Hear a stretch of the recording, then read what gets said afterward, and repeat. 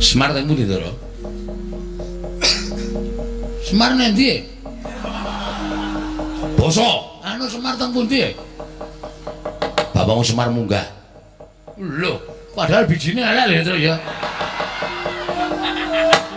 Ora munggah kelas ki ora. Ha piye? Munggah ning kayangan.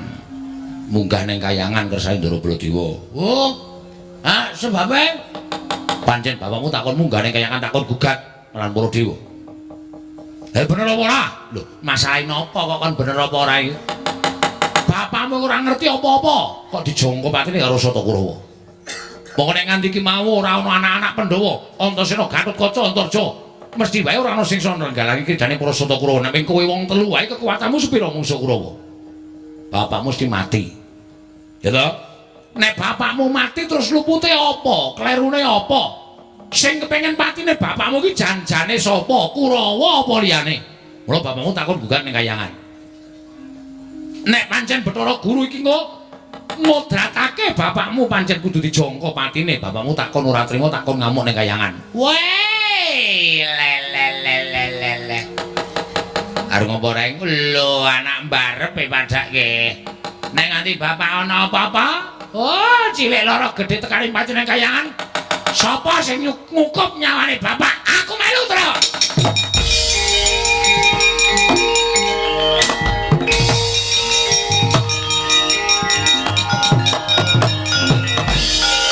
Mati maju kok. Arep nggo pancatan dasku ta. Lah arep munggah ning kayangane bapak ora wis tau omong kok. Kowe do iso mabur nek mancati sirahe dulur-dulure. Garing mamak ceplek 12. Kene to? Sik, ora masalah, ora. Aku kok terus arep mancat sapa, ya. Lah tenan aku kari dhewe ning donya. Iki nggo ngopo? Kualat kuwi ratu rawane aku. Bojomu dundang. Bojomu dundang pancat meniso mencolot tekan kayangan. Ngono ya? Heeh.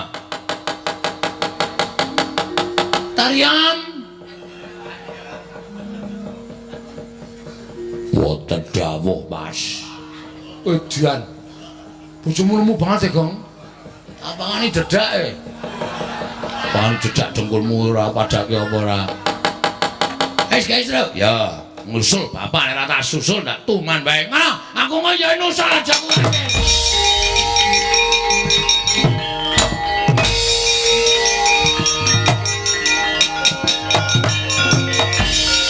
Meneng ya ya aku arep ning kayangan.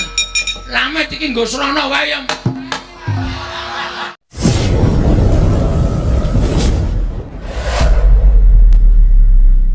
Wah, menawi kula mboten.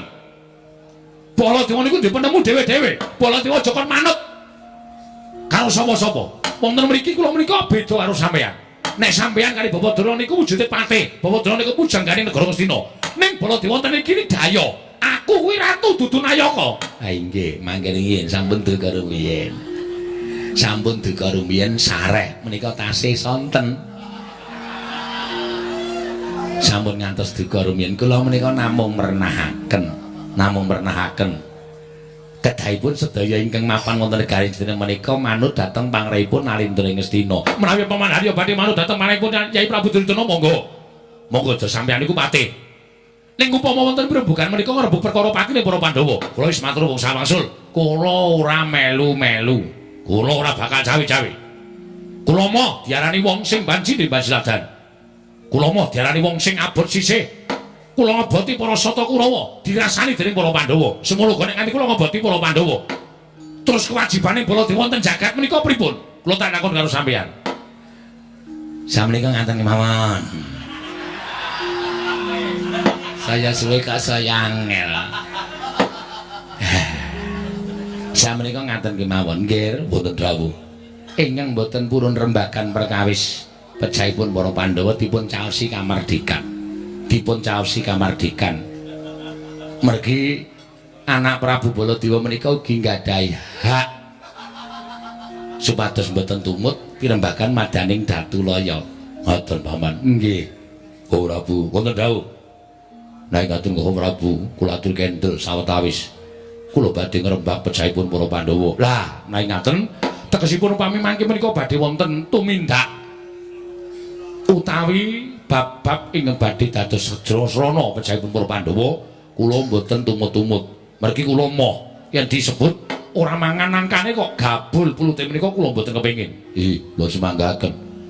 Katuran lenggah ingkang langkung sekeca. Kula badhe midhangetaken para-para ingkang sami badhe munjuk atur lan para-para ingkang sami saged tuwin sagah damel srana pejahipun para Pandhawa. Kula tak weruh pripun carane, kula tak krungu kaya ngapa sing ditindakake dening para Wasata Kurawa lan Nyai Prabu Duryudana.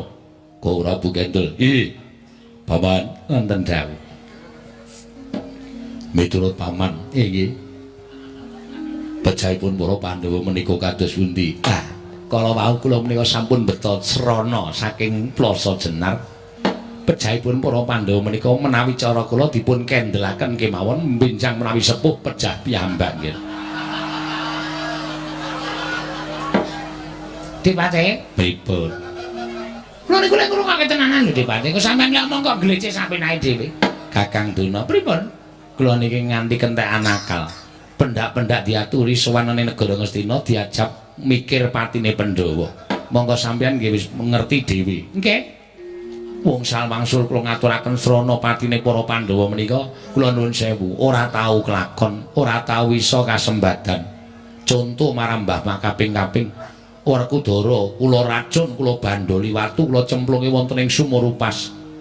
Mboten pikantuk pedalaning pejah nanging malah pikantuk kanugrahan tirta rasa kundha. Sampeyan yo eling. Eling. Bratasena kula loropaken wonten ing Wonomarta menika papan gawat liwat wingit kepati satu mara satu mati jalma mara mulih mung kariaran. Mestine Bratasena mati dipangan berkasaan dipangan jim setan. Ning nyatane pripun? Bratasena ora mati malah entuk negara Ngendraprasta. Bola-bali kula nglakoni kaya ngoten niku ora tau kelakon. Kakang Duna ya kelingan. Nggih. Dek jaman sampeyan didakwa, sampeyan diarani dening anak Prabu Duryudana.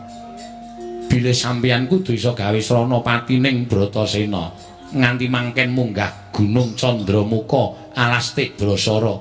Ning nyatane Bratasena ora mati malah entuk kayugung susuing angin. Nggih. Terus mangdawi nyemplung segara. Umume wong nyemplung segara niku mesti mati. Mati pangan iwak cucut. Nggih. Ning nyatane ya ora mati. Malah entuk tirta pawitra mahending suci. Pripun to? Pandhawa menika luput senjata tawa.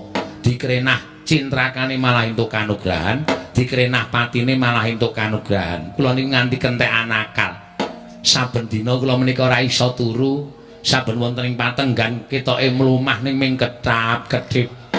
Gagas pripun carane mateni para Pandhawa? Nah cara kula kok gampang. Lho. Sampeyan ampun kepenak ngendika kaya ngoten. Mboten kepenak, ning niku nyata. Mateni para Pandhawa menika kula nuwun sewu.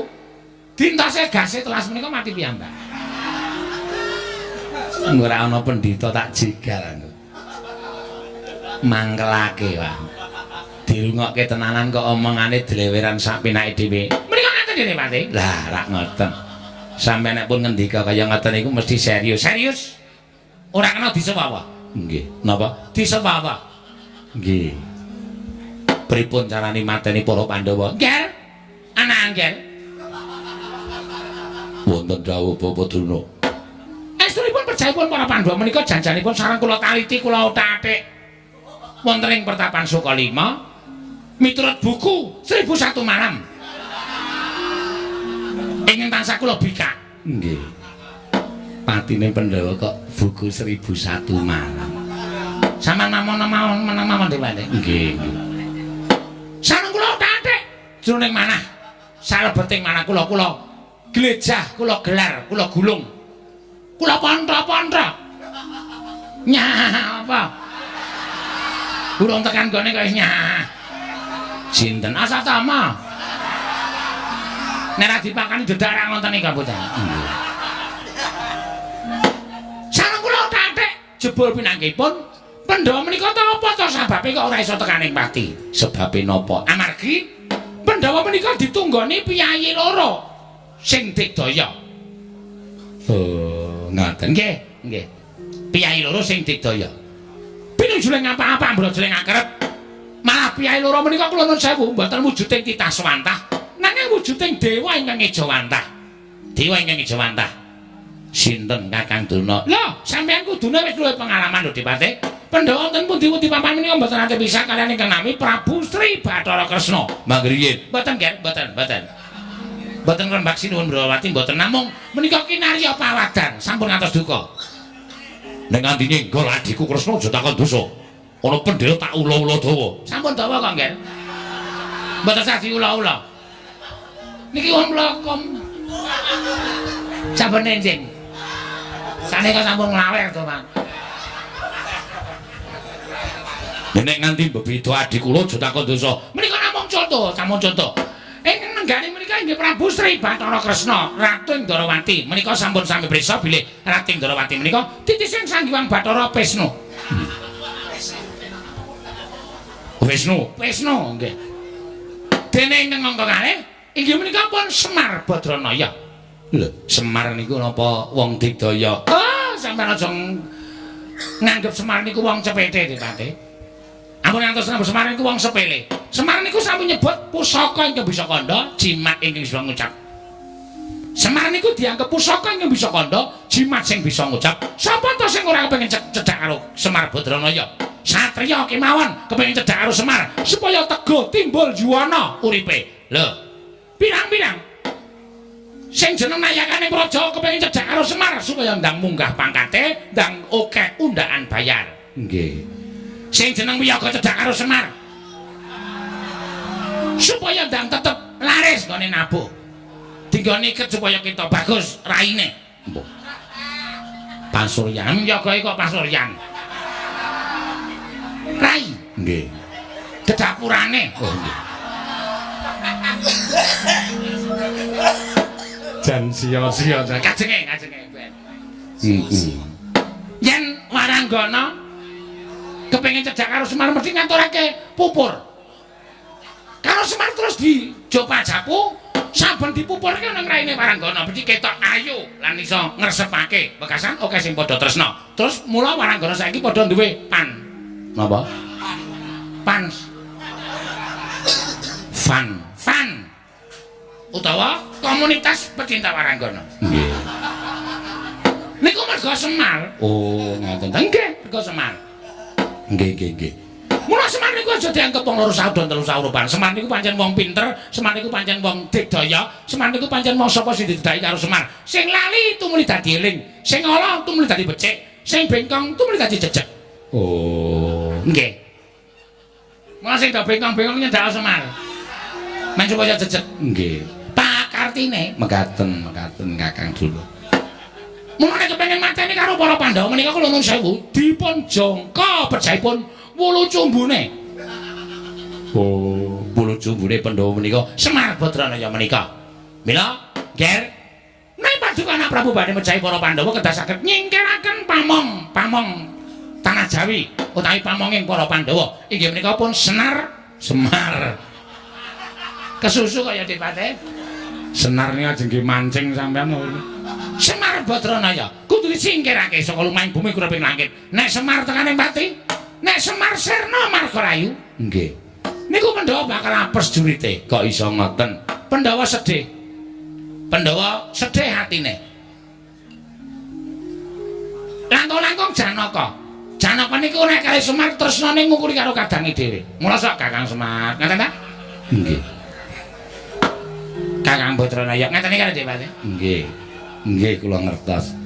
Nek nganti Semar mati, Janaka sedih, wong sedih iki kembange mesti bakal lara. Wong lara iki kembange mati. Nek Janaka mati, Pandhawa ora duwe kekuatan. Tegesipun Pandhawa bakal saya ringkih, gampang kali mateni para Pandhawa. Mangke riyin sampean salah. Kok salah nggih napa? Pandhawa niku kekuatane ora teng Janaka. Ya pancen Janaka niku lebu kekuatane Pandhawa. Ning ana sing luwih sentosa. Sapa? Werkudara. Werkudara ngerti adine mati merga kelangan Semar, Werkudara sedih. Terus ora duwe kekuatan. Terus kedunungan kencokan penyakit lara kuning. Oh. Nggih. Pes. Wih. Darah tinggi. Nggih. Sesek. Ah nggih. Kalih kram. Oh. Niku termasuk penyakit sing untel-untelan. Nggih. Werkudara kena penyakit kaya ngoten niku terus mati. Werkudara mati, Puntadewa sedhe. Puntadewa kena diabetes. Diabetes kok diabetes. Diabetes. Nggih, nggih. Puntadewa kena diabetes terus saya kuru, Puntadewa saya lemes. Puntadewa mati. Nek kula Sedewa ora ana kekuatan apa-apa. Wong loro niku ora ndek kekuatan apa-apa, ora ndek kadidian apa-apa. Puntadewa dicandhang lho jebles ke sirahe dituku, Mbak. Oh, mesti bakal tekane mati. Janaka mati, Werkudara mati, Puntadewa mati, kembar mati ateges Pandhawa wis mboten wonten. Lho. Menawa boten moncar. nggih. Pandhawa mati anak Prabu Duryudana langgeng. Anggenipun dados naintul wonten negaring Astina. Mboten wonten ing nyarusiku, mboten wonten ing badhe bebeda dhateng anak Prabu Duryudana. Bathuna. Wonten dawuh. Nadyan ngendikanipun Bapak Durung menika kados dene lare. Nanging tumrap kula sampun damel pepadang. Nah, samangke lajeng keparing pepaduka? Dinten samangke kula cocok, kula mathuk menawi jengandika Bapak Durna. Paring pangandikan menawi badhe mejahi para Pandhawa kedah mejahi Semar langkung riyin. Mengaten nggih. Menawi ngaten dinten mangke kula tetepaken Semar kudu mati. Semar kudu sirna. Pripun carane Semar kudu ngatang-atang dadi bathang.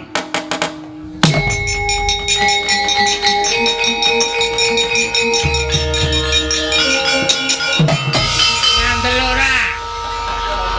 Aku wis krasa kok. Anggere aku omong kowe iki menggo kesempatane do micek ya ta. Apa rumasa mau ora iso nitik kaya ngono kuwi? Sapa? Kurawa. Barang wis jeng lagi tinguk. Wis jajali kaya ngono kuwi. Pripun Depati napa mboten sesek? Nggih. Mula kula cocok ajeng sak Madewa kaya ngelih ya sakarepmu ora ya sakarepmu. Ajeng kula jarane. Nggih, nggih. Mboten kados menapa nggih. Karang ya mulan sing jeneng rembugan niku digatekke merga dramatik wonten ing pekeliran menika gumantung wonten anggenipun sami Mas paosaken. Nah, nek nganti luput ngoten niku dadi ora krasa. lah nggih. Luput kok kon krasa. Nek ora dielekke luput lho. Ah. Menika sak nekat. Nggih. Ah, ngono kok gleleke ra jama-jama. Prangsele ra tau ucul. Prangsele jenenge ngandhuke kok ngalor ngidul. Nggih. Bathuna Wonten dawuh mboten ngrembak rangsel. Ha nggih. Tetep kedah Semar tekani. Ah, Semar kudu dipateni kemawon. Ah, ngeten iki.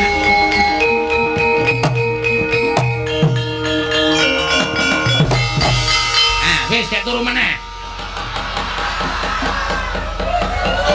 Jagat wasaning Bathara Wayapura jagat Pati Indra Jaladewa. Yai wonten paring adhau.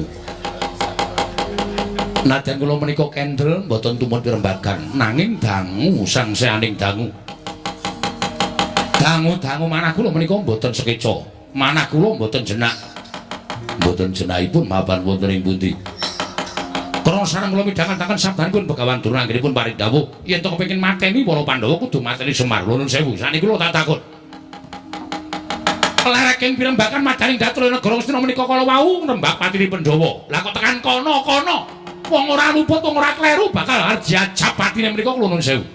Weh ladal. Menawi ngaten cetha pancen kepara saestu yen to Ngastina menika kedung-kedunge wong jahat. Ngastina menika kedung-kedunge wong elek. Ngastina menika kedung-kedunge wong culika. Nadyan kata para nayaka punggawa nanging jebul jiren getih wedi mati ora wani adu arep.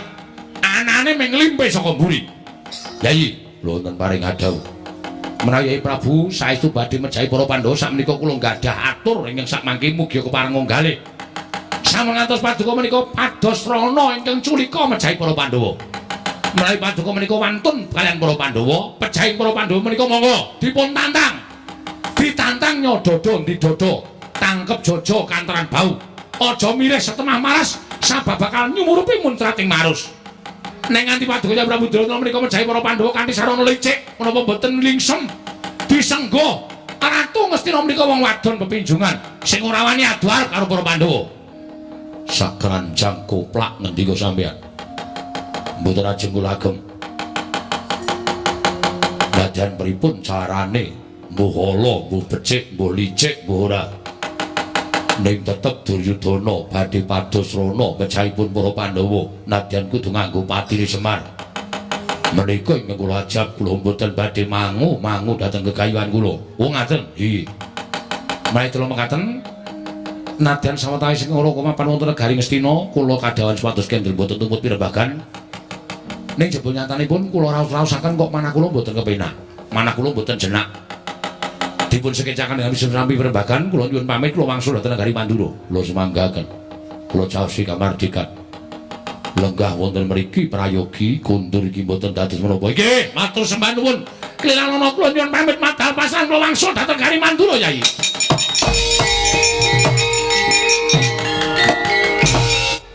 Kula nyuwun iga pratikelipun para sepuh para lenggah nadyan ampun kantun kalih paman kula sejenar Bapak Durna pripun carane supaya Semar gampang nggone tekaning pati.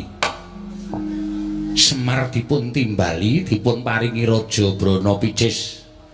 Tumli samangke menawi sampun mendem kadonyan kantun nglimpe dipun pejahi wonten negari Ngastina. Oh, aja gampang nggih Patih, aja gampang. Semar ki nek wis blereng marang kadonyan biyen-biyen Semar ki gelem utawa wis gelem sugih. Semar kuwi sugih ngungkuli Plasa Jenar. Kuwi kepatihan. Mula Semar ki aja nganti dimimiki marang Bandha Donya. Brana Picis, Semar ora gelem, ora bakal sulap, Semar ora bakal blereng marang Bandha Donya. Kuwi cara sing bakal konangan, Dik Patih. Lajeng caranipun kados pundi? Semar dipun dawuh supados sowan wonten negari Ngastina. Lajeng dipun paringi derajat ingkang inggil tumuli dipun limpi dipun pejahi. Cecone pripun? Pendak malam Jumat kliwon ngojek ngidul. Kula gelem sarta blereng marang apa kang bakal mbok gunake kanthi srana mboyong Semar. Ngaten mawon. Semar dijak pesta. Tumuli Semar mangke dipun unjuki inuman ingkang damel mendem. Menawi Semar sampun boten emut, tumuli dipun limpe dipun pejahi. Dik Patih, pripun? Semar niku wis apal karo banyu sing marai mendem karo sing ora niku Semar wis apal. Mbiyen Semar niku dodol. Oh. Dadi wis apal. Nggih, nggih. Jaman rekoso mbiyen. Nggih, nggih. Ora bakal kelakon. Kartu Surtayu. Wonten timbalan ing Adawu Sinun. Duwe penemu apa? Waduh kula mboten gadah pemanggih menapa-menapa. Saenipun Semar menika dipun cepeng kemawon. Lajengipun geret dipun peksa dhateng negari Ngastina. Surtayu wonten dawuh. Nek omong nganggo wewaton ora sampe naik dhewe. Apa dikira Semar ki ra ndek anak? Dikira Semar ki ra ndek anak. Petruk Gareng Bagong ki bakal ngayomi karo Semar Badranaya. Wong kuwi bapakne. Ora aku tak takon karo kowe. Kowe tau apa perang musuh Petruk menang dek kapan ayo? Kowe tau perang karo Gareng menang dek kapan? Luwih-luwih kowe tau wae menang karo Bagong. Oh, kerep-kerepe Kurawa ki mesti kewirangan karo Panakawan. Mula nek kowe ngantar meksa karo Semar Badranaya, ngibarate kaya cebol, kaya wulan muta ngitung lintang maning lakon Cipawurung tak kandhani. Jagat Dewa Bathara. Ming perkara kaya ngene kok bingung nggone bakal gawe srana patine Semar. Dik, apa Mbak Yu? Jroning masiwakan iki bingung mung perkara gawe patine Semar Badranaya. Wong sawangsul Rekyana Patih paring dawuh wadene ora ditampa dening Begawan Durna. Lah iya aku ya gumun. Ing ngrembug patine Semar kok padha bingung. Monggo Semar kuwi nggung wong suci, Semar kuwi nggung wong apik. Iya. Lah mbok ya sranane Semar kuwi didhawuhi supaya sawane negara Ngastina terus dikandhake nek Kurawa wis do insaf. Kurawa kepengin dadi wong apik, Kurawa kepengin dadi wong becik. Semar kon menehi ya kuwi wujuding ceramah. Ya kuwi siraman batin.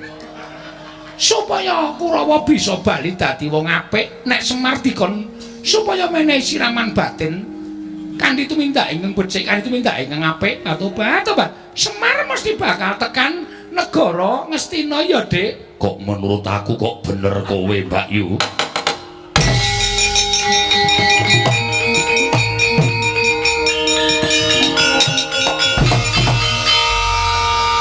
Jenengmu sapa? Tobat, kula nyuwun pangapunten sinuwun, nyuwun pangapunten namung neraosan. Ora, jenengmu sapa? Nami kula pun Tariem. Tariem. Inggih. Kula asring dipun undang tari. Oh. Nadyan kowe mung rasanan ning penemumu apik, penemumu becik. Penemumu iso dienggo srana Semar tekan negara Ngastina.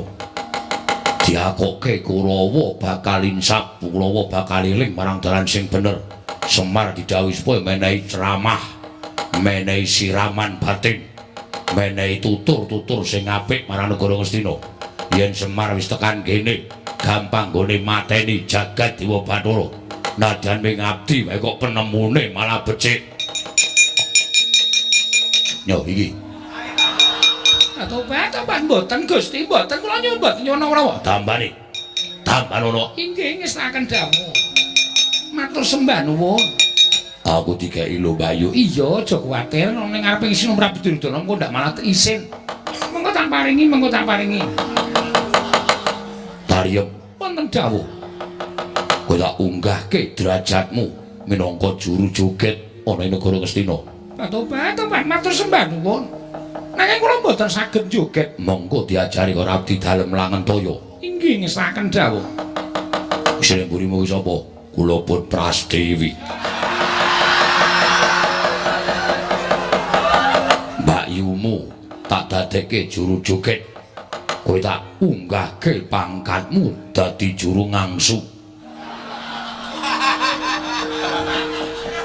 Wong wedok lemune kaya ngono. Lha iki kestaken dawuh. Saka ngisor sendang munggah tekan pasiraman kudu to angsoni. Nggih, kestaken dawuh. Mboten badhe kula duh paringipun Sinur Prabu Duryudana ing atase ming abdi-abdi kok iso menehi penemu sing apik-apik, sing gerang-gerang, sing tuwa-tuwa mituting clemong ora ana gunane.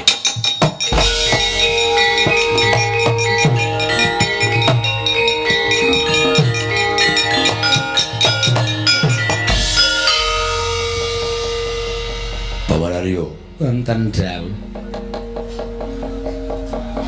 nek cara kula isin pikiran patih kalah karo pikiran ban. Iya nyuwun pangapunten tadi mboten saged mikir. Pendhit karo ban penemune ora ketemu ngakal. Penemune ora ketemu nalar. Sing digungke ming brana picis derajat pangkat. Mula dinten samangke kula suwun kanthi sanget. Paman Haryo, Wonten timbalan ing adawuh. Bawaduna, Wonten dawuh, Ger. Mang budal tengkarang kadempel.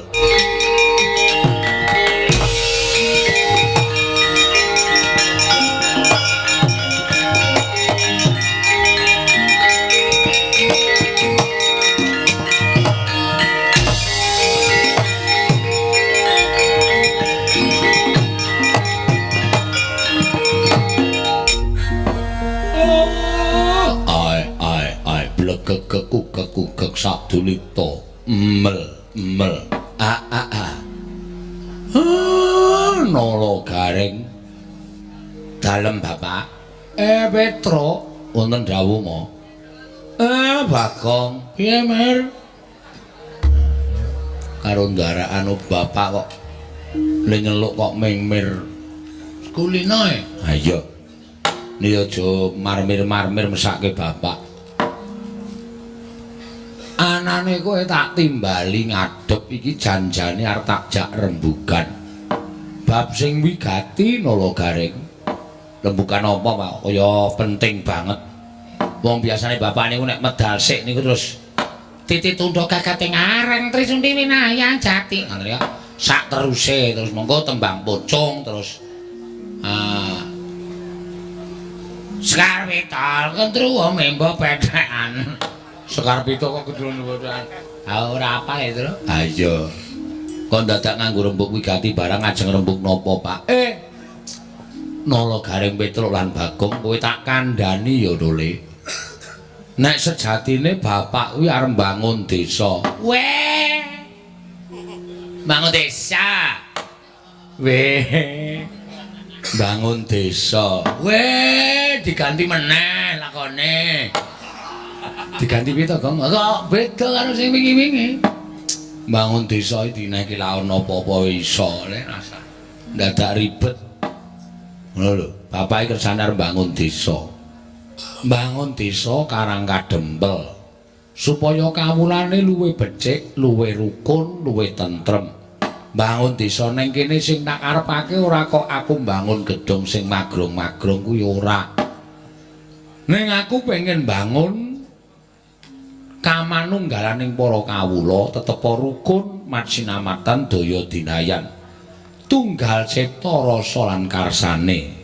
Wo ngaten to, Pak. Iya. Ning saksuwene aku duwe gagasan niki kok ana pralampita. Sing rasane kok ora ngepenakke pikir. Pralampita napa, Pak? Pendak-pendak aku krungu kenthongan. Lah kok dadi atiku kumesar.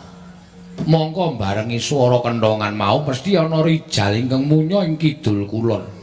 Mongko pralampitane kuwi ya bab sing ora apik. Nang kabeh mau tak gawe tentrem merga tumrap aku nek pancen penjangkaku iki diudanani dening dewa. Dewa mesti matedhakake pacoban. Lah, pacoban mau mung aku iso ngliwati apa ora tegese iso nampa apa ora. Nek ora iso nampa tegese gegayuhanku bakal gagar wigar tenantu karya. Ning nek iso nampa pacoban mau dadi kanugrahan. Gegayuhanku bisa kasembadan, Dole. Oh nggih. Menawi kersanipun Bapak ngaten namung sendika dederek kula kadhawan menapa kula mboten badhe selak. Semanten ugi kula kadhawuhan mlampahi ing tebih beto barang ingkang ngawrat kula mboten badhe selak, Pak. Semanten ugi ingkang putra Wragil pun Bagong. Nadyan kula kadhawuhan supados nedha ingkang kathah. Saha ngunjuk ingkang sakelangkung tuwa. Kula mboten badhe selak, Pak. Wong kok senengane minggon pangan to, Gong. Nyambut gawe sik. Mulai nyambut gawe entuk pangan dirasake. Tetes sing kringet kuwi arep mung sethithik entuk-entukane sithik. Ning nek dirasake tenanan, wah malah dagingi malah iso marai sehat. Arep entuk-entukane akeh, nek ora dagingi wis percuma. Ngono ya, Tru? Mula apa sing dikersake bapak iki dhewe mingkari manut. Didhawuhi apa-apa manut. Supaya penjangane bapak kasembadan. Ya mung sing prayitna ngati-ati merga bapak wis paring dawuh entuk sasmita sing ora apik, sing ora becik. Kowe karo aku kudu tanggap sasmita. Nek ana bab-bab sing arep ganggu gawe karo bapak, kowe karo aku kudu wajib mbelani karo bapak. Mestine ngono lho. Ha iya. Merga bapak iki tumpuan harapanku. Ha iya. Bapak ki wong tuwa sing tak sembah-sembah. Heeh. Mula nek nganti bapak ki engko gegayuhane eneng sing ganggu, wos. Ora ujar ora kaul. Rawe-rawe antas malang-malang bakal tak putung. Ha iya wajib kaya ngono kuwi. Dereng ngantos pansrama Enggal Wacana. Kasaru prabdane ngenali ndring Mandura Prabu Baladewa ngembletek-betek. Kakang Semar, aku ing Prabu aja kaget Kakang Nayantaka. Sinuwun Mandura winantu ing karaharjan rawuhipun. Yo, Kakang Semar. Tansah pinaning aning kawidadan nering sami kula praptaku aku ngaturake salam dalengku katur marang kersaning Kakang Nayantaka. Nggih kula tampi, Den. Ndara Baladewa bekti kula katur nggih, Den. Yo, nala garing tak tampa. Ndara Baladewa bekti kula katur nggih, Ndara. Yo, Petruk tak tampa. Ndara Baladewa bekti kula katur nggih. Ya, Gong. Ora disauri dhewe ora. Wong edan pendak-pendak Bagong iki digawe kisruh. Kowe ngaturke bekti apa ora? Nggih. Tak tampa. Ora urung ya ditampa kok. Sampeyan maringi pangestu mboten? Ora. Oh, edan iki. Ora bakal maringi pangestu karo kowe wong ngaturke bekti karo aku ya sembrono kok. Nggih pun, Sinuwun Mandura ngaturaken bekti kula konjuk. Yo tatopo pangestu Tamarana. Nggih, kula tampi andadosaken bingah raos sing manah kula. Ajeng kunjuk kula mboten? Lho. Apa iki arep nyuga Baladewa iki cukup uripmu apa piye? Wah, kalung kula loro. Waduh. Niki lho mangsa mangga. Lho, rak kaya penyanyi rap. Penyanyi apa? Rap. Dadi penyanyi tikus. Rap iki bahasa Inggrise tikus ya. Wonten apa, Gus? Semar. Kula wonten dawuh. Pramtaku ning Karang Kadempel iki bakal ngabarake kabar sing ora becik. Kabar sing ora becik pripun? Ngerti yo.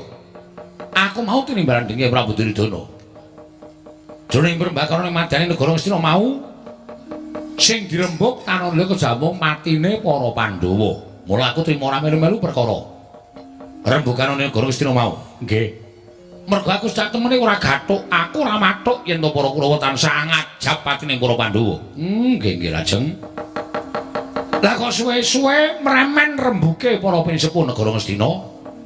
Yen to mateni Pandhawa kuwi gampang lakone ning kudu iso mateni Semar. Lah pripun niku hubungane napa ale kula? Kula ora ana sambung rapete kali para Pandhawa. Dianggep yen to Semar kuwi pamomonging para Pandhawa. Ingkang dadekake Pandhawa kuwi timbul lahir lan batine. Tegese ora iso dikrenah patine. Ora iso digawe cintraka uripe. Lajeng mula nalika semana tumule aku lunga saka negara Ngastina, metu saka Natrul negara Ngastina. Barang aku tekan alun-alun tak pikir-pikir entuk aku bali marang negara Mandura. Mesti kowe bakal diancam pati ning nggon Nusata Kurawa, monggo kowe ora tata-tata ora ngerti entuk diancam pati ning Kurawa. Mula aku terus mlayu mrene iki. Ing wigati aku ngabarke sarta ngabari marang kowe yen to kowe bakal diancam patine dening Kurawa. Mbah aku dhewe ora ngerti lha kok dadi Semar barang diruputake kuwi karepe piye aku dhewe ora dong. Nggih. Nggih.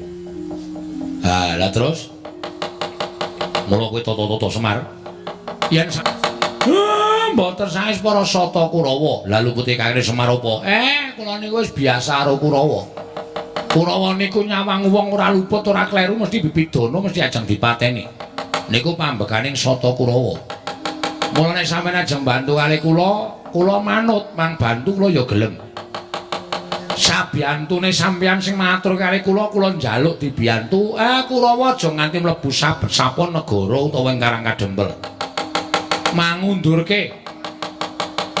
Diundurke alus nggih monggo, kasar niku kula pasrahe karo sampeyan. Lah.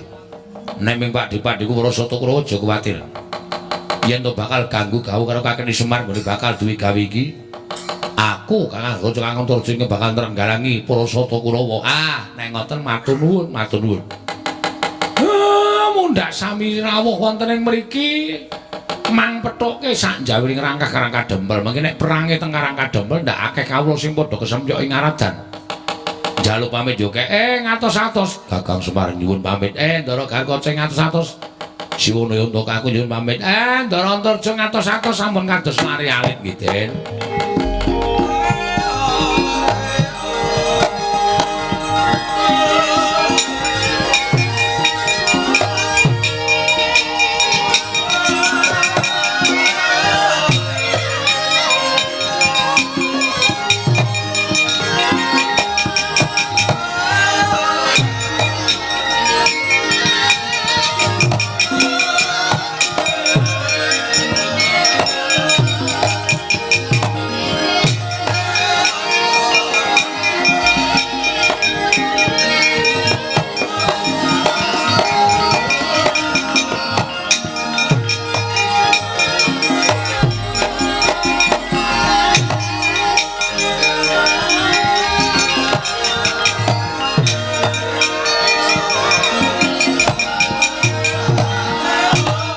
Antasena, Pakdi Surtayu ya.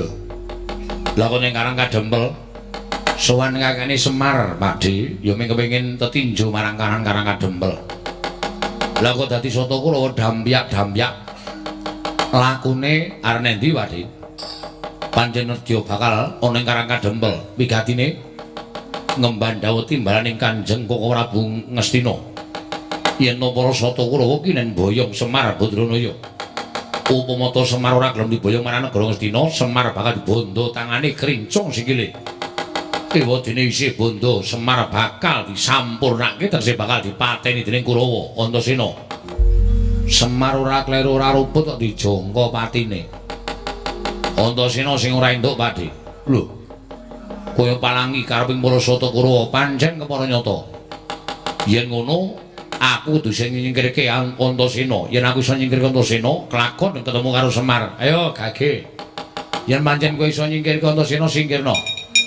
Ning sisip sembile kurang-kurang bejane aja takon dosa babati gamen lak gulungi genderamu kene marganing patimu Singalena prapteng lalis Pak Disurtayu.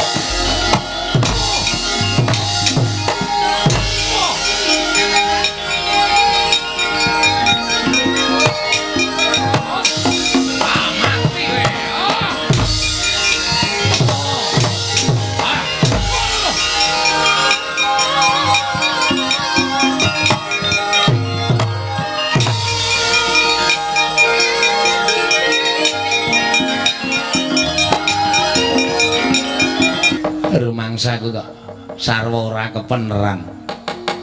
Sapa sing arep maju?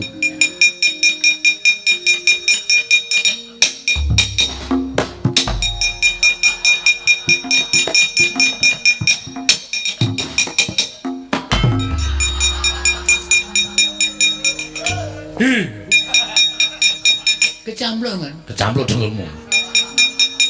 Mulane wonten wong ajeng maju pulang iku ora celila-celili. Ora ngebabai dalan iki yang jegi capeng kok malah teteng-uteng liku.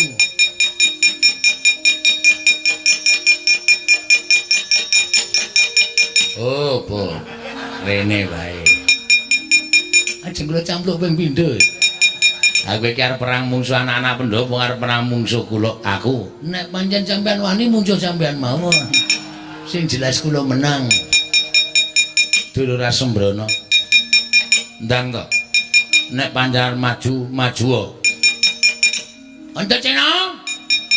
Apa Pakdi? Kowe sing ngalahke Cultayu. Kowe sing ngalahke Cultayu? Heeh. Karo tomarmu kalah karo Jawa. Kakang karo Koco. Aja tomo kalah karo Jawa. Kakang Antarja. Berarti kowe mung telu. Iya. Aku Kakang Koco, Kakang Antarja. Wedan. Ya wis pinake.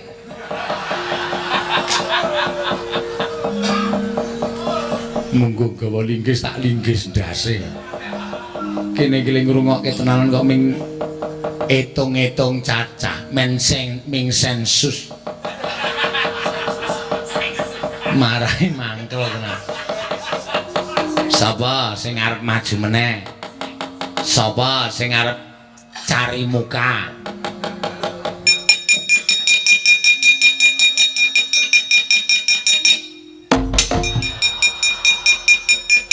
Wela. Wis nganggo salto bareng.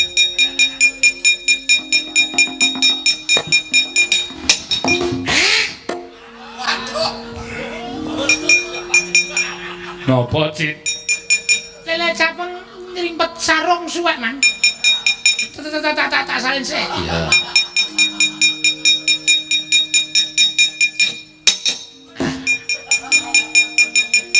Sarunge sapa iki?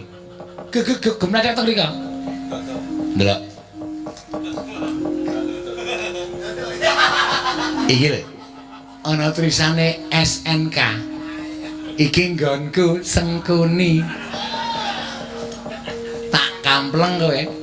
Nyi. Nyi le, Man. Maju tenan. Maju tenan. Ngomong suwe sapa? Antarja, Gatotkaca, Antasena. Wah. Edan. Ampuh kabeh. Wani ora? Wani. Kira-kira antaraning telu kuwi sing tok pilih sapa? Sae, Man. Ketemu Antasena kula pateni, ketemu Gatotkaca kula pateni, ketemu Antarja kula pateni. Nek ketemu telu-telune kula sing mati. Pas ta? Wis gek menyang. Nun, gek menyang. Sumbar sik. Sumbar. Tumbar nggo ngeceri mripatmu iki. Ora emosi, Man. Niki lho serban, Man, lho serban iki. Waduh, Pak Iraimu nek. Sik, Man, sik. Napa? Ana semut mampir ning mata bambangane nguyuh. Ha iya. Peperih. Ha iya. Antasena, Gatotkaca, Antarja. Pak D Citraksi. Dasar kepara nyata. Kok kowe menang karo Susortayu, menang karo Kartomarma, menang karo Asatama. Lumrah. Neneng iki gembonge Kurawa. Iki pen tak ajar anggere kleru tak ajar kowe. Iki pentrolane Kurawa. Wis tau mateni kucing telu. Jin, mbok gek mangkat. Jelih aku weruh lek ngomong. Wong nantang kok dipenging. Maju Pak D.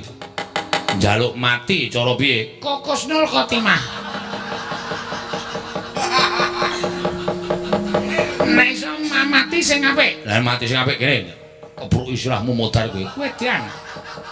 Karo wong tuwa kok ora sopan. Sisirahe wong tuwa dikepruki. Tambah srai Kakang Gatotkaca sagu nugel gulmu puntir. Sirahmu tugel. Mati dening Edian sumbare medeni kabeh. Terus Antarja nek ketemu aku arep apa? Sembur mlonyo awamu Pakde. Edian. Urung dibubuti wis digawe mlonyo. Aja maju Jen. Antasena, Syukur.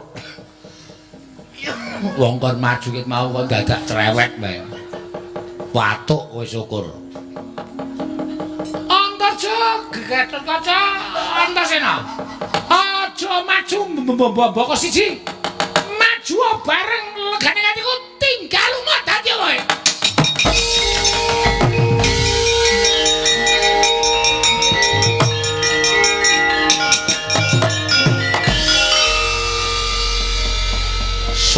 Asu. Mangkel. Le ngenteni iki tenanan bareng nantang kok minggat. Awe gumun karo Kurawa ya. Rumangsaku ya kadang kala sok gawe seneng, kadang kala sok gawe mangkel. Lek kowe arep menyikapi iki kepiye? Nganti bingung.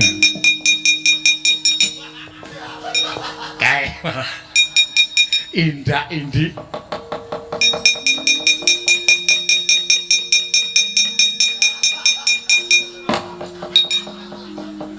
Pak ditraksi mau nanti neng kana nantang kok saja iya ya kono kene diundangke Pak Mbah Cit. Cit. Cit. Nanti kowe. Satria kok ndekem ning kandang pitik ki ngapa?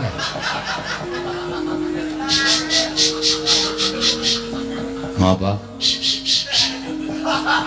Maksudnya?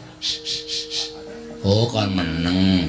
Nek kon meneng ki le ngono pisan bae. Kami sosoran. Bar maju ora golek-goleki mungsuhmu. Omong nek kula. Omong nek kula masuk angin. Oh ngawake kowe kemringet kok masuk angin.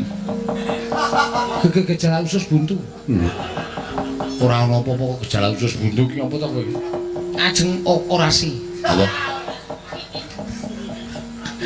Ajeng orasi. Orasi sing dibelek lho. Operasi. Orasi dengkulmu mlocot. Iki rasane wis kelangan lho, jadi rasane wis kaya ora perang lho. Saking ngesul ben. Kon kajenge ngono. Atas ngapune aja. Ben luweh. Ora maju tenan. Ayo Kurawa sapa sing ketok? Tutuki karo Antasena.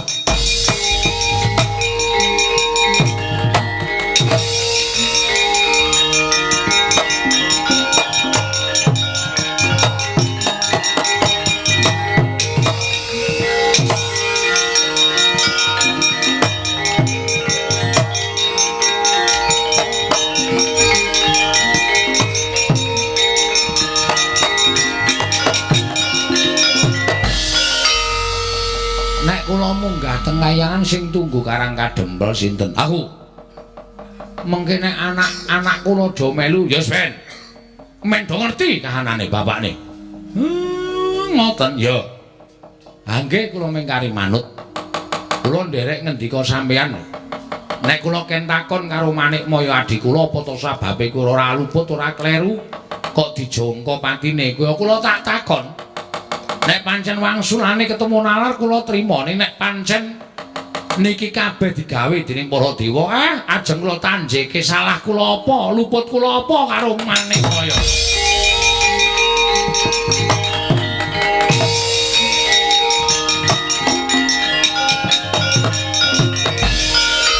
Bapak teng pundi, Den?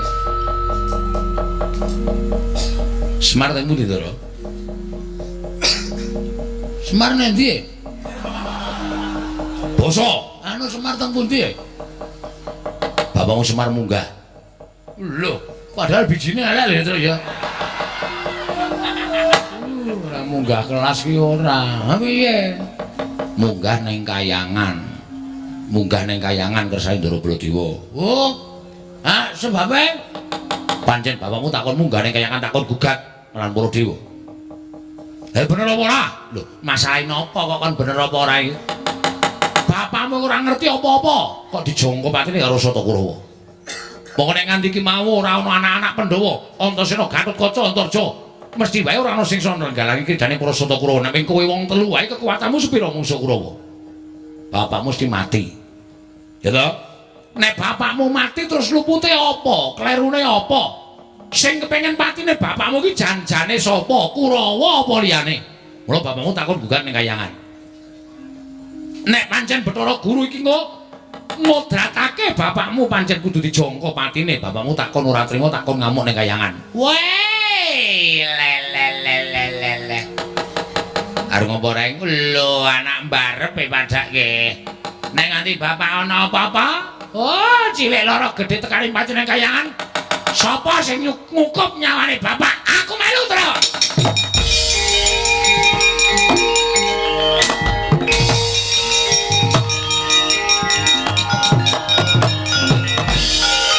Mati maju kok. Arep nggo pancatan dasku ta. Lah arep munggah ning kayangane bapak ora wis tau omong kok.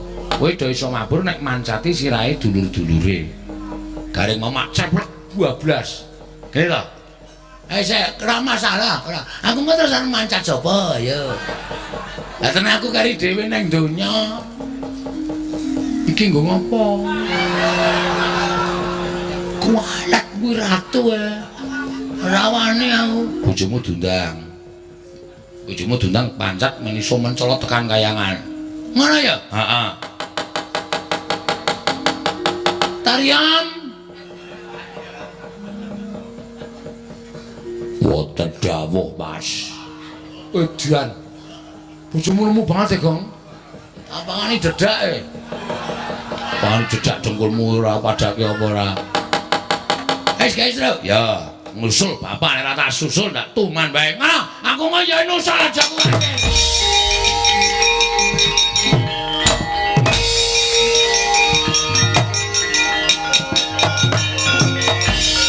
Meneng ya ya aku arep ning kayangan. Lamet iki nggo srana wae ya.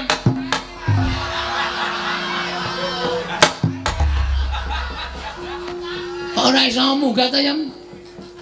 Kersane ajeng mancat apa sirahmu? Niki senes sirah. Padha ero sirahmu.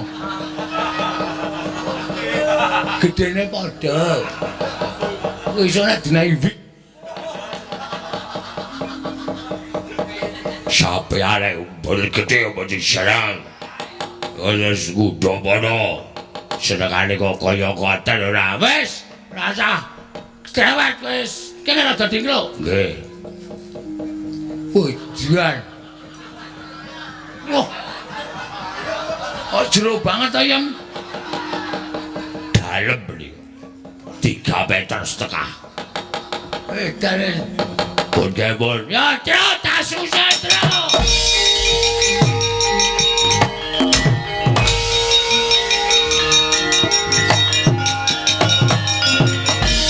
Lo lari ngapa kowe? Kurang ajar. Ratu tinggal dolan sak penake dhewe. Wah, muga-muga kelakon penjangkamu. Kek, aku wis rampung nyingkirke Kurawa, kek.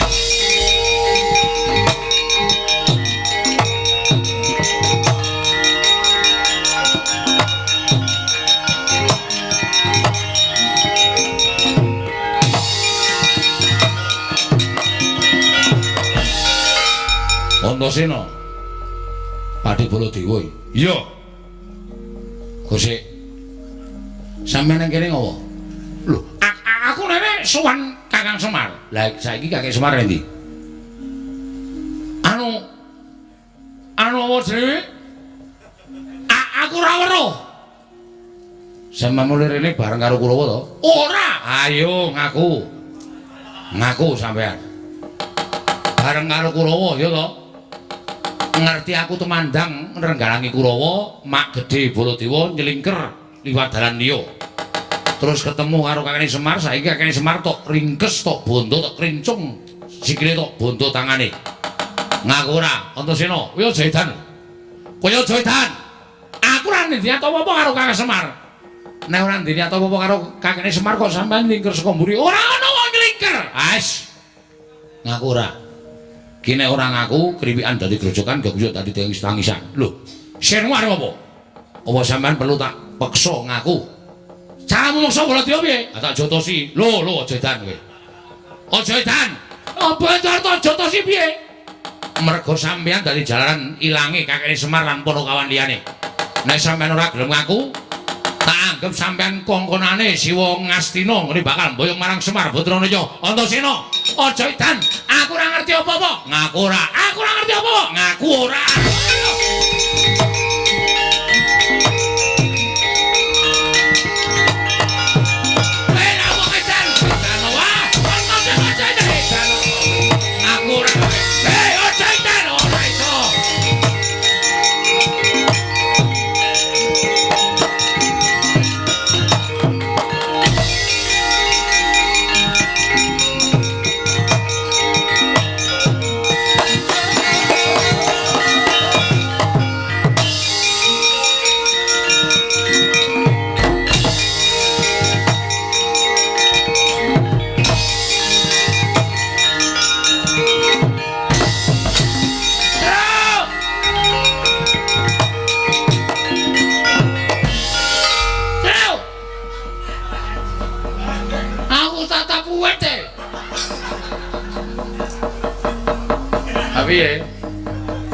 Wis nasibmu Gong. Terus ora ngono ta, terus ganggu terus. Aku dibantu. Ya piye wong kene iki kekuatane ngono. Truk. Oh, bujeki kowe. Iya. Nah, gantian iki. Wis. Yo ditangkap. Hup. Ah. Yo meneng wae lho, ora obah lho. Mergo iki aku mung saka dayane lek ku mencolot ki nganti iso mabur niki. Nek kabotan wong kok ndak malah medun aku. Ya. Oh, aku melu ya, Tru. Nah, aku ora dijak, aku ora iso mbelani bapak. Kudu mbelani anak kok ora mbelani iki piye. Ha iya. Kowe carane tekan kayangan tok gantung ngene iki aku ora masalah. Yang penting aku iso tekan kayangan. Ha iya nek ora ngono ndak ora ramu. Heeh. Truk, ngopo? Medun sik ya. Lah ngopo? Awe cenanangan ah. Cenanangan piye? Liwat papringan e. Sarungku kathokku keri ning papringan ya, Tru. Delok aku wuduh. Ora apa-apa ning dhuwur ra ketoke. Ora ketok apa? Ya ketok. Ndase gedhe. Ora ketok piye? Engko nek ngono tak sili sarung rasa trepet. Ndak selak ketinggalan bapak. Oh ya.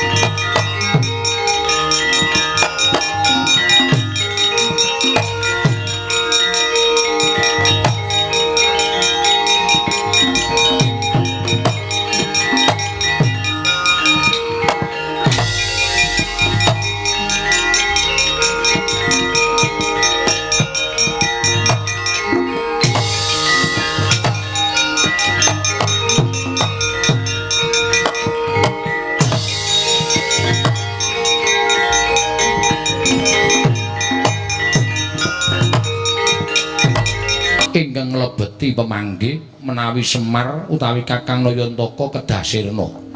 Panci mekaten Kakang Nayantaka kula ingkang ndodho dhateng lampan menika Kakang Semar. Kosek. Kok kowe iso omong kaya ngono? Aku saiki tak takon karo kowe jane luputku apa, salahku apa? Aku wis trima urip ana ing jagat. Aku trima urip ana ing donya. Kowe dadi ratu ning para dewa. Aku ora tau ganggu gawe karo kowe kok kowe pendak-pendak ganggu gawe karo uripe Semar. Mongko jagat karo kadhewatanku ya adoh parane. Amargi kula menika rumaos sakit manah kula. Lara perkara apa? Sedaya titah wonten ing jagat menika sami nyembah kalian kula, namung wonten setunggal titah ingkang boten nyembah kalian kula. Mboten tata krama, mboten basa, inggih menika Kakang Nayantaka inggih Kakang Ismaya. Wis mingerke blate wae piye? Aku ki kakangmu lho, Guru. Aku ki wong tuamu, aku ki kakangmu, aku ki dulurmu sing luwih tuwa. Lah kae. Kae. Aja sembrono. Kae nek nganti ngenengi apa-apa iso katriwandan. Cekelen sik, tak leren leh kumayang. Daripada kenapa-kenapa wis sembrono ora gek cekat-ceket. Bleseke dengkulmu mlocot kuwi. Nek ijek urip terus mak cenut ngono apa? Kowe iki ngrembug apa ya Pak Manah? Panjen Bagong iki panjen kurang ajar. Kowe iki apa emer ora ana wong kleru kok. Aku sing disalahke. Aku tak takon. Aku wis ngalah karo kowe lho kowe isih tumindak kaya ngono. Aku ki wong tuamu kok kon basa karo kowe nek aku niat biyen kowe ora dadi dewa. Nek aku gelem matur sak nyatane lakon sing kelakon kowe ora bakal dadi nalindraning para dewa. Ning mergo aku karo Kakang Tejo Mantri nalika semana trima ngalah, kowe dadi dewa, kowe urip ning kayangan, aku urip ning jagat. Donyane wis beda. Ning kok kowe isih Duwe rasa sengit karo aku. Karepmu piye? Kakang Nayantaka piye? Pancen saestu mekaten. Badhe kula silak ana tanpa guna. Samenika ngaten kemawon.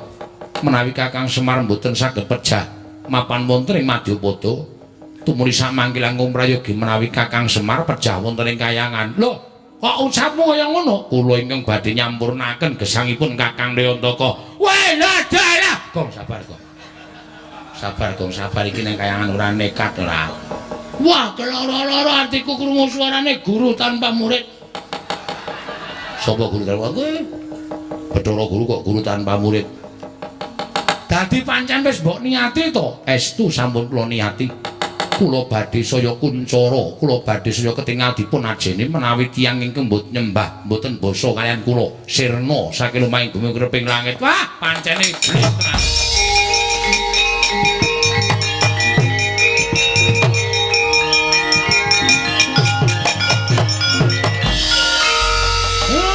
Pancen wis ora kena disewawa.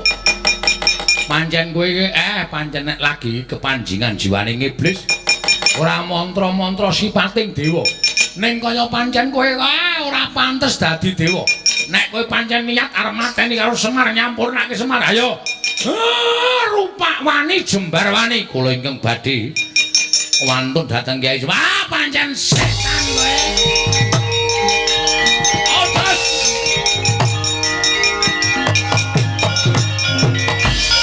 Iki no gareng areng apa? Iki sapa iki? Ulun Bathara Indra. Wah, keparat kowe. Areng ngewangi bapakmu kowe. Kowe ngewangi bapakmu, aku ngewangi bapakmu. Ayo, aku ngewangi bapakmu, aku ngewangi bapakku. Kesosor-sosor itu ayo alon-alon. Ayo, rupak wani jembar mani. Bela wani karo dewa sing tak wedeni apamu.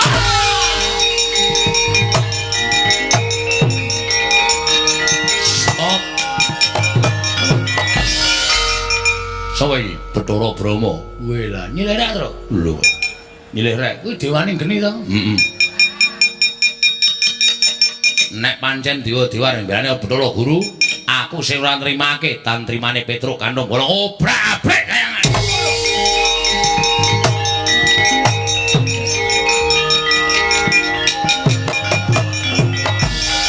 Iki Bagong. Heeh, ambek dewa damai wae. Damai piye rasa gelut. Wah, wis dadi gelut rame kok damai. Aku dewaning pepati, ngono aku tak jabut nyawaku. Ora malah rekoso aku. Nah aku mati piye yo? Bojoku anakku piye? Iya, iya. Gunane apa gelut ta? Mbak Rukun. Ning pukulun Bathara Guru wis gelut karo bapakmu Semar, apa awake dhewe ora gelut? Ning janji piye? Ora entuk jabut nyawa lho. Gak aku kalah nek kowe jabut nyawa. Aku ora iso jabut apa-apa e. Ngene wae. Entuk jabut ning liyane nyawa. Yo. Ayo wani ae. Aku ngerti kowe ngarep jabut jenggotku ta kowe. Heeh, kemlawer ya wis liyane jenggot yo. Wah, sak gegem yo. Ora kaya tomat. Tomat dengkulmu melocot kuwi. Piye sida gelut ora? Oh, kowe ora bali saka Kayangan. Aku tak pateni wae. Weh, lah pati kok diame-ame. Ya omah dipati. Mungsuh Bagong entuk mungsuh tenan. Wae gaglak lima, gaglak segamu. Ono ora? Ora ana sanane. Aku apa-apa doyan.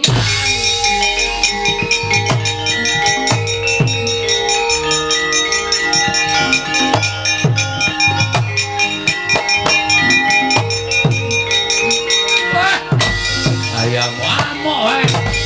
Pancen niat wae.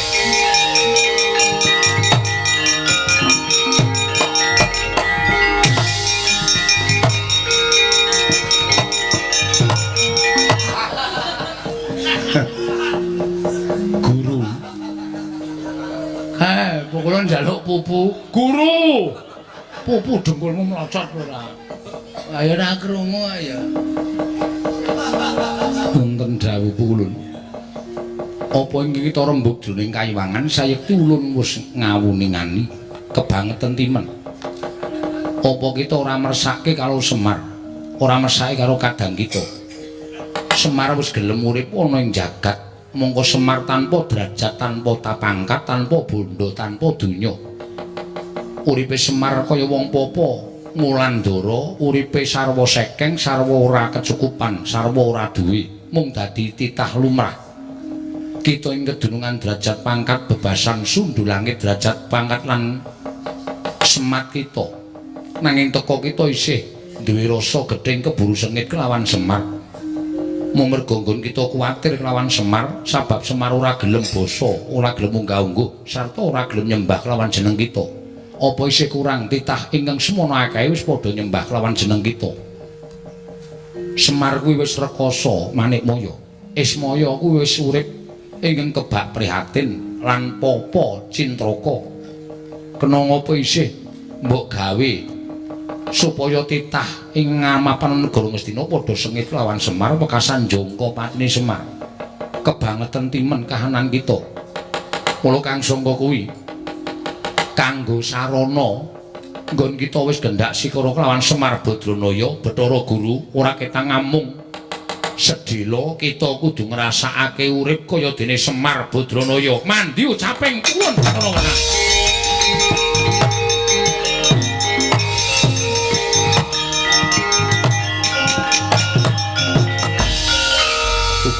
Kula nyuwun kawelasan sampun kados mekaten. Weh, Semar ana loro, Tru. Sing asli sing endi ya? Kae cetha sing mburi-mburine Bathara Purun Sang Hyang Bathara. Sapa kae, Tru? Purun Bathara Paut, Pauden kula. Cah cilik oyane klitian ya, Tru. Ha iki dewa ya, Nyuk. Kae iki dewa, malah Bathara Guru kalah derajate karo kae-kae mbahne Bathara Guru. Masa? Heeh. Kok untune ku to? Wah. Engko nek disotke dadi uler tenan lho. Ora sembrono to, Gong. Kula nyuwun pangapunten. Wis kita kudu ngrasake dadi kaya dene Semar. Rasakno. Urip kaya Semar kuwi ora enteng. Badranaya wonten dawuh Ulun. Ayo, kita ora ketang sedhela dadi dewaning para dewa mapan ana ing kayiwangan. Sak tutuk kita nggon kita mapan ana ing kayiwangan Suraya.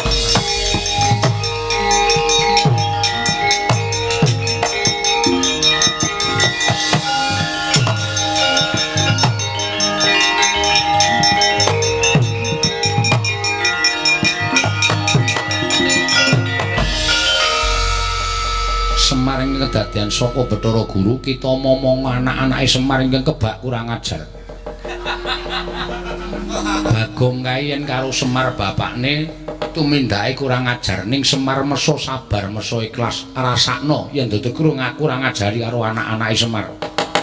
Ben kita ngrasake kaya apa sengsarane kadang mutuwa Ismaya nggone urip ning alam kadang.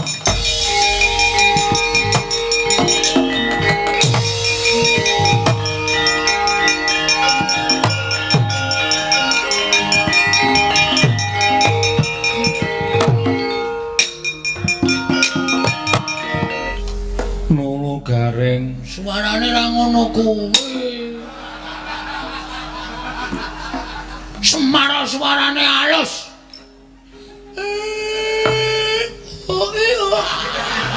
Ora tambah-tambahi kok ora.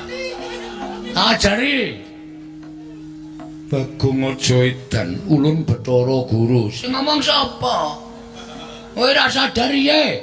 Wis malih Semar. Apa iya? Mbawake digrayangi. Gede banget to kopek. Ora ta ya. Aduh. Nolo Gareng.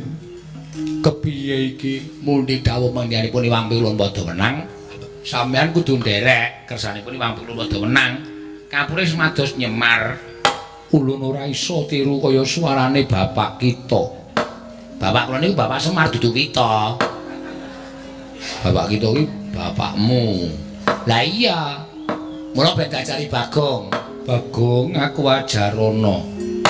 Kan apa ajari apa? Maca nulis. Ora. Diajari wajarono supaya kaya bapakmu. Domongi nek bapakmu nek ngendika. Ayo kowe jamanake. Ra masuk. Kinara nganggo belajar secara militer. Ojo Bagong, ojo. Ojo apa? Ayo, tirokke. Kampleng kowe. Ojo. Iki kowe tak jasone negara Ngamarta. Omong karo Punden Pandhawa, nek kowe arep mbangun desa, syarate kudu kowe nyuwun syarat ditumbali gethihe Werkudara, ngono ya. Gelem fotonya. Gelem fotonya. Gong ora ngawur lho, Gong. Dadi napa apa diajar iki sing ngajar kudu awake dhewe. Ning Werkudara. Iki Bathara Guru ora urusan. Kok ngecek nganu karo bapak sia-sia ya. Aku kok tok jlomprongke. Lho kok kowe ngerti? Kok ngerti piye? Yo ngerti kok iki wong waras ya ora. Nek nganti tak tutke ra gelem muni ngono, ditenono larak ning jaba gebuki kowe. Ben, Gong. Wis ora urusan. Aku sing ngatur perkara iki. Nek nganti wis ta, ya? Sago ora? Aku piye, Gajul? Gajul, ya sago. Beres iki anggere ngapusi ditenono ya ajar dhewe kowe. Koko Prabu Sri Bathara Kresna iku wonten timbalan Yayi. Estunipun anggen paduka kula aturi rawuh wonten negari Ngamarta. Ingkang rayi menggaliaken perkawis Kakang Semar Badrana ingkang sampun sawetawis mboten sowan wonten negari Ngamarta, Koko Prabu. Menapa Yayi Janaka mboten nanjihaken kelawan Kakang Semar? Menapa to sababipun dene Kakang Nayantaka mboten kepareng sowan wonten negari Ngamarta? Koko Prabu. Dereng pikantuk dawuh saking Koko Prabu Ngamarta. Mila ajri raos sing manah kula menawi kula ngrimini dhateng wasisaning Nalindra Ngamarta. Inggih menika Koko Prabu Puntadewa. Werkudara apa ya ora nanjihake? Ora jeneng aku rupa-rupa gedhak. Nanging aku ora beda karo Janaka. Yen durung entuk dawuhing barep, tangeh aku wani nglakoni sowan utawa tilik marang Karangga Dempel. Nanjake lawan Semar Badranaya. Koko Prabu ingem katen. Sakmangke Koko Prabu mugi kepareng nggali nganti dhateng kadang kula salah setunggal kepareng ora tinju dhateng Karangga Dempel. Nanjaken dhateng Kyai Semar wonten menapa dene mboten kepareng sowan wonten negari Ngamarta, Koko Prabu. Miatlangening kalanggiwan aklar pandan moncar tinon ler kekonang sureng solo tetan padang kasoran bacaring purnameng gekono dasari mongso katiga dereng ngantos samimbal wacana paripurna kedadak swaning gelar Semar Badranaya dumraja tanpa rapan nganti sangga para putra Semare koden prayitna smuliris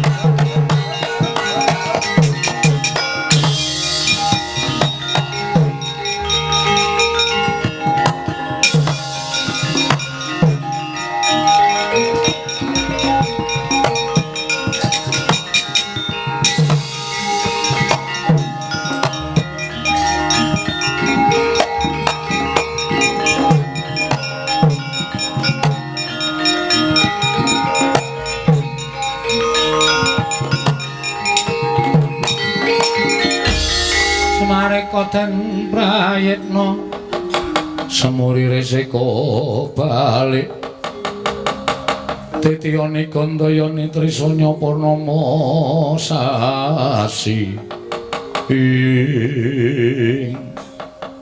Koko Prabu nembe dados raosen teka menika Kakang Semar sampun sowan Kakang Nayantaka padha arja sapraptanira bleget duwek sadulita lit Inggih sinuwun kula ngaturaken bekti kula kunjuk diwaji iya Kakang Semar ora liwat pangestuku tampanana nggih kula pundi nggo jimat Kakang Semar padha raja sapraptamu sinuwun Ndarawati wilujeng bekti kula kunjuk nggih Den iya Kakang Semar kok kaya ora kepenak awake masuk angin ku piye mboten lah kok suaramu kaya aradat sabene pancen kados ngaten sinuwun Kakang Semar Padhararja sinuwun anu sapa anu Ndara Janaka wilujeng Dipol Padhararja sapraptamu Ndara Werkudara kula ngaturaken bekti kula kunjuk ya tak tampa apa to sababe dene Kakang Nayantaka musawetara wektu ora sowan marang Praja Ngamarta yen to pancen ana piranganing Pandhawa ingkang gawe kogel kagelan atimu Kakang Semar samengko Kakang Nayantaka ndak aturi paring dawuh yen Kakang Semar darbi panjaluk mopo Kakang Semar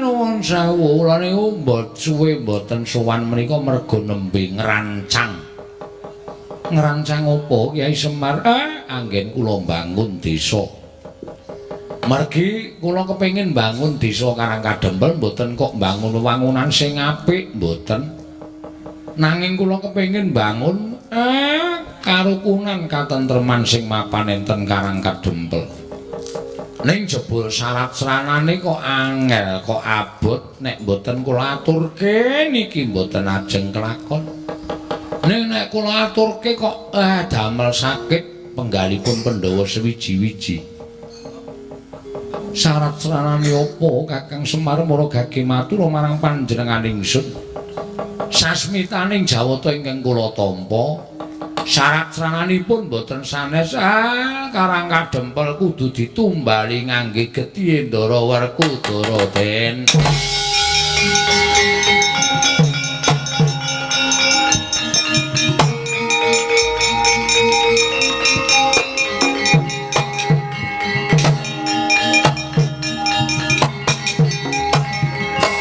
Semari pancen wis ora kena dikandhani kok aku ora iso ngono kowe to Pak ora sok wani matur kaya ngono engko kowe iki ngrekoso nek kowe wani matur kaya ngono ha ning ayah ya reng apa atone ndasmu lho ora kompak babar blas wah aku ya krungu dhewe kok ya wah jan kowe Ndara Werkudara wis jumeneng ning ngarepmu kuwi mil omong sisan piye Ndara Werkudara ikhlas apa ora pripun Den ikhlas napa mboten sampeyan dadi srana kesembadan gegayuhan kula mbangun desa Dipol ing mestine aku ngajeni karo kowe ing mestine aku nyembah karo kowe yen perlu upama kowe dudu drajating wong loro saudon telu saurupan mergo nggon wis momong marang para Pandhawa nanging apa ya pantes kowe ngucap kaya mengkono yen ngono cetha yen to kowe jatine ora tresna karo para Pandhawa ora tresna karo Werkudara wah mek perkara bangun desa wae kowe dadak gawe pepati kowe dadak nganggo syarat srana sing gawe kapitunaning Werkudara piye Bagong mengkari gelem apa ora ngono mengkari gelem apa ora nek ora gelem tak rudha paripeksa nek ora gelem tak rudha paripeksa wah Dipol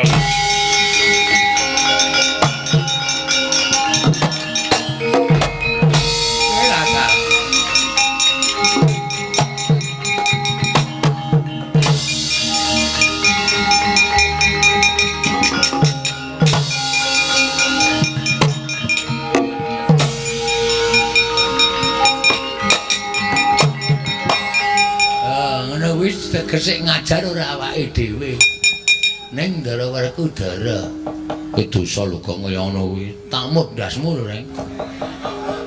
Iki wis dadi sistemku, awake ndadak mesti ngendondoni. Nek nganti kae engko sing dadi Semar kuwi cilik lara gedhe tekaning pati. Dewa lara. Dewa ora iso lara, ora iso mati. Diajar kaya ngapa ora bakal iso mati. Wis men kapok. Men jerah. Apa? Jerah. Jerah ya apa? Jerah isin. Wah, payah jerah kapok. Heeh. Men ora mbebedok karo uripe bapak ning alam padang, Rek.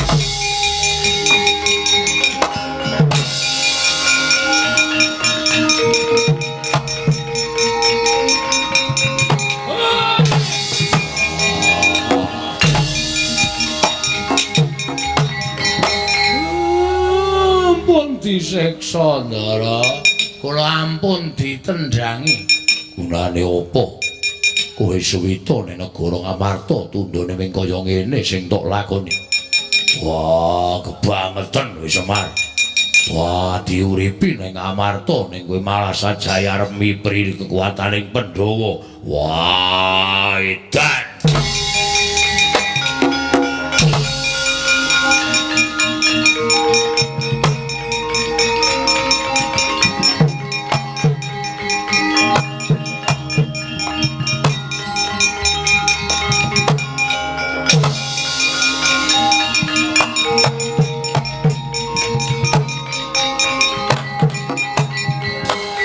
Sik iki kok gawe gumun to? Bab napa? Lho biasane bapakmu kuwi nek dipilara karo wong kowe iki mesti padha runtik. Lah kae ditendangi Werkudara kok kowe do meneng wae. Sing kurang kaprayitnan kuwi sampean. Lho. Kok kowe nyalahke aku? Salah. Gunane apa? Kedapuk titik sing Sang Hyang Bathara Wisnu. Kudune iso nyawang sapa to Semar kae sejatine. Ora mentuk kantakon ngopo Ndara nesu. Ora nyambut gawe ngapa mentuk kantakon. Ora edan sing edan kowe. Us. Aku ki ratu ya tok unekke edan. Ayo disawang. Kanggo permana jati. Sapa sejatine Semar kae?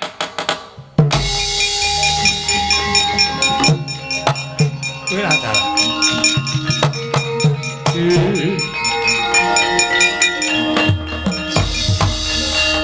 Lah kok dadi saka yang ngono kedadeane. Nah, niki kula critani. Wau bapakne gelut karo sing dadi Semar niku. Lho, gelut? Nggih. Lha perkarane napa ora ngertine bapakne adipateni karo Kurawa. Sinuwun Mandura rawuh teng Karang Kadempel. Bapak niku ajeng ngerancang bangun desa. Sinuwun Mandura rawuh kesusul anak-anak Pandhawa. Kurawa bubar musuh anak-anak Pandhawa. Sapa anak-anak Pandhawa Petruk? Ndara Garukaca, Ndara Antarsena, Ndara Antarja.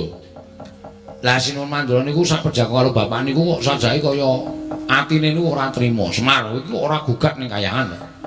Janjane ngopo? Lah kok Kurawa ujug-ujug kepengin mateni karo kowe iki nek ora ana sambung rapete karo dewa tangeh lamun merga ati lan pikirane manungsa iki sing ngobahke para dewa. Nah, bapak runtik atine. Tak tanjike teng kayangan. Kula alegane kalih Bagong melu mrika. Kula alegane karo Bagong ngamuk teng mrika dewa-dewa bubar. Bapak gelut karo sing dadi Semar nika. Iya, terus Sang Hyang padha wenang medun. Heeh. Ndukani sing dadi Semar nika. Kowe kok ora ngrasake Semar lho. Semar ki urip ning alam padang, Semar ki urip ning alam donya wis rekoso dadi wong sekeng, dadi wong ora duwe tukang momong. Kowe wis kebekan derajat pangkat dadi nalindraning para dewa kok isih duwe rasa gething karo Semar. Nek ngono hukumanmu mung ngrasake kaya dene urip kaya Semar. Jelek. Dadi Semar. Sapa? Nika wau. Lah terus Bathara Wenang wis Bagong Petruk Gareng mangsa Brangga Murba Masesa. Semar iki tak unggahke ning kayangan. Ben Semar ngrasake dadi dewaning para dewa, sing dadi Semar kae mung ngrasake dadi Semar. Wong ngono, anu ya, anu nggih. Kowe lah dalah. Lah iki mau ki sing ngakon nganggo tumbal Geti Werkudara iki sapa? Ngacung. Lah kok isa-isane nglakoni mbangane tangan kula sing ngajar Semar. Lho ora mentala wong wujude Semar.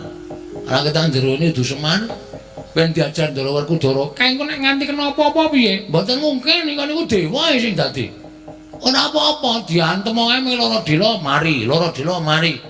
Nek nganti disudet kuku Pancanaka, lho apa mlendreng? Kok apa mlendreng kok disudet? Ora bakal terdas. Wonten sampean pitados kalih kula, ning ra tawat-tawat ndak geger kanane, Bagong.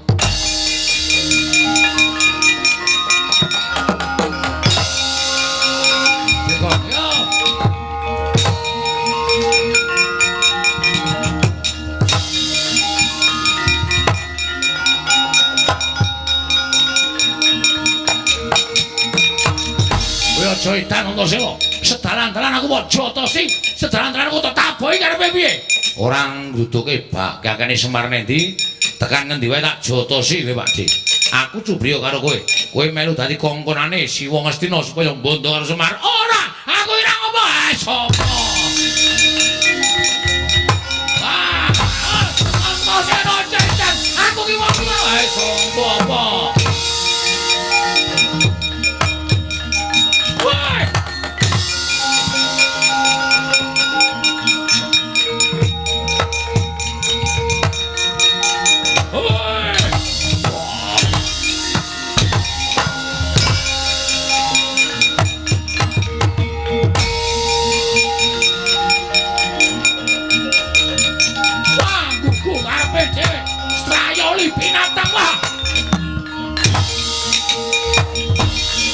Edan Antasena kaya wong kranjingan ngantemi wong tuane sapenake dhewe. Lah kok dadi aku sing dituduh kaya ngene iki piye kanane? Lah iki menungsane parek kowe. Semar. Semar. Kuli. Kula kok kuli. Kuli sinuwun. Kowe iki piye? Takon munggane kaya ngono malah tekan Negara Ngamarta tapel wates Negara Ngamarta piye? Kowe ngapusi Baladewa ya? Kowe ngapusi Baladewa. Nganti aku diajar karo Antasena, digawe pengiram-iram aku diwirang-wirang karo Antasena. Mergo aku ngemboti karo kowe. Jarene kowe munggane kayangan bakal gugat karo Baladewa. Lah kok klitian ning kene kowe iki janjane iso ditonton apa ora kowe?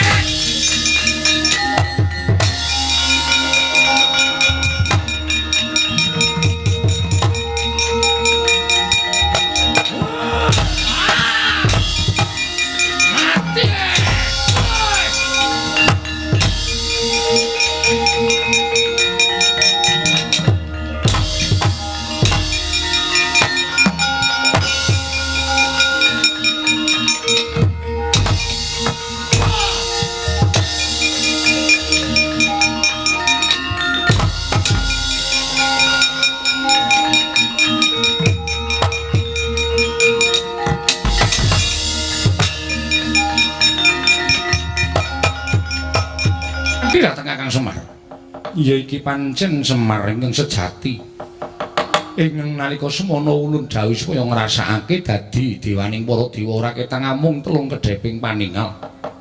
Sabab Semar ingkang ora luput, Semar ingkang ora kleru dijangka patine dening Manikmaya ingkang tansah duwe rasa gedhing keburu sengit kelawan Semar.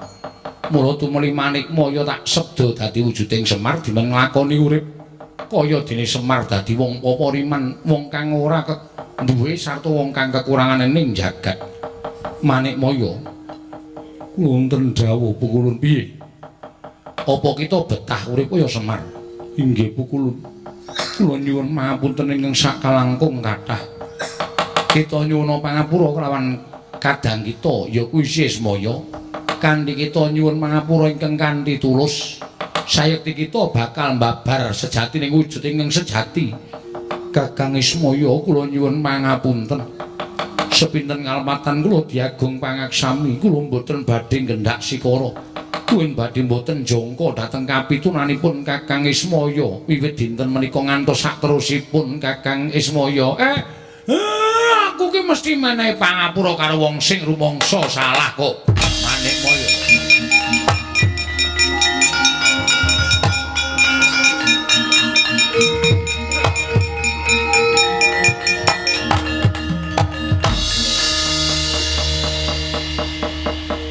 Kita wis ngrumangsani luput, Guru. Inggih. Ukulun kula sampun ngrumaosi lepat. Kanthi kaya mengkono, jangkungen sedyaning Siesmaya ya kadang kita. Jangkungen sedyaning Semar Badranaya. Nggone bakal mbangun desa, muga dadi pancatan tentreming jagat sawigung. Inggih, kula badhe tansah ngulataken gegayanipun Kakang Ismaya Pukulun. Miturah karu-karuan. Wah. Dipol, kula sida njaluk tumbal aku apa ora? Sing nyuwun Rak Semar nika wau nek kula ora njaluk tumbal napa-napa.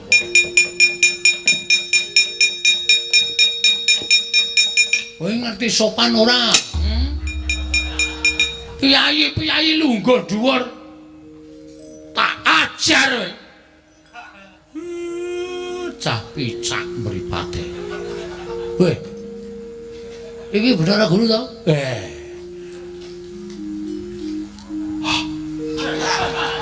Wong Semar tenan iki ambune jengkol.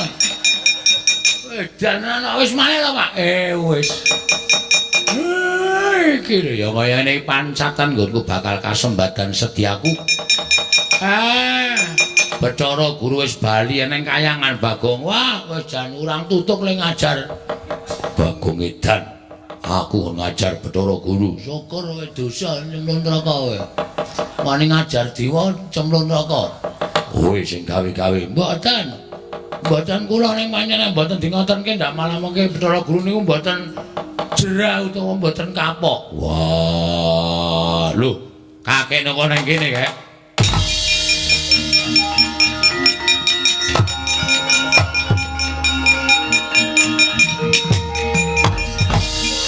Kakekne Semar jajar bangun desa kok malah nang kene. Weh, saiki iki delon kuwi. Kuwi didelokke kuwi senengane lumput ki wong gerang. Lumput ki wong tuwa saiki sawangen. Iya, Dik, aku salah. Dade. Sawarela. Aku nyuwun ngapura. Napa Antasena? Pakde tak jotosi. Mergane tak kira nek ngerangket kakekne Semar. Turun dalan tak antemi tak taboki nganti gila. Wah, caidan. Wah, sesuk meneh ora waton. Ya nyuwun ngapura Pak, ora ngerti kok. Kuwi anakmu ngono ora tau diulangi ngono iki. Anake wong kau, anake wong dosa. Anake wong mutuh apa anane? Pak dhewe diajar aku ki ratu e. Turun dalan dijongkong-jongkongke. Nyuwun ngapura. Nyuwun ngapura, Pak. Wonge trima ora? Sapa? Sing ndok jotosi. Trima, ora trima gajulane. Sing girang rak malah wah, Werkudara ki malah nutur karo anake sing rapik to. Ora prayoga kaya ngono kuwi.